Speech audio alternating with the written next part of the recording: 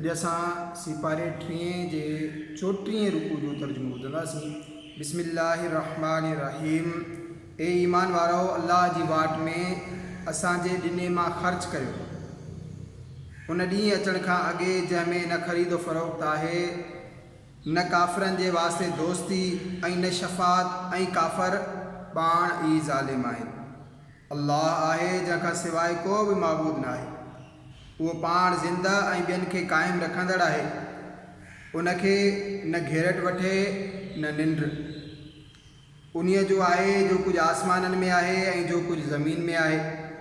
उहो केरु आहे जो उन वटि सिफ़ारिश करे उन जे हुकुम जे बग़ैर?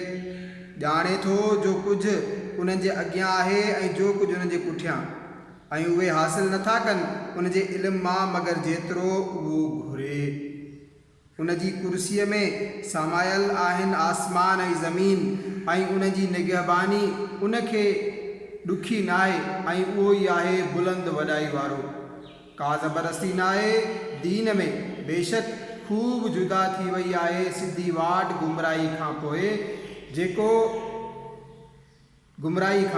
पोइ। जेको शैतान खे न मञे ऐं अल्लाह ते ईमान आणे, उन मज़बूत कड़ीअ खे पकड़ियो जंहिंखे कॾहिं छिजण न आहे, ऐं अल्लाह ॿुधंदड़ ॼाणंदड़ आहे। अल्लाह वाली आहे मुसलमाननि जो, उन्हनि खे कढे थो ऊंदाहिनि मां नूर जी तरफ़, ऐं काफ़िरनि जा हिमायती शैतान आहिनि, उहे उन्हनि खे नूर खां ऊंदाहिनि जी तरफ़ कढंदा आहिनि।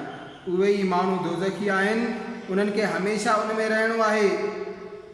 सल्लू अलल हबीब सल्लल्लाहु तआला अला मुहम्मद सल्लल्लाहु तआला अलैहि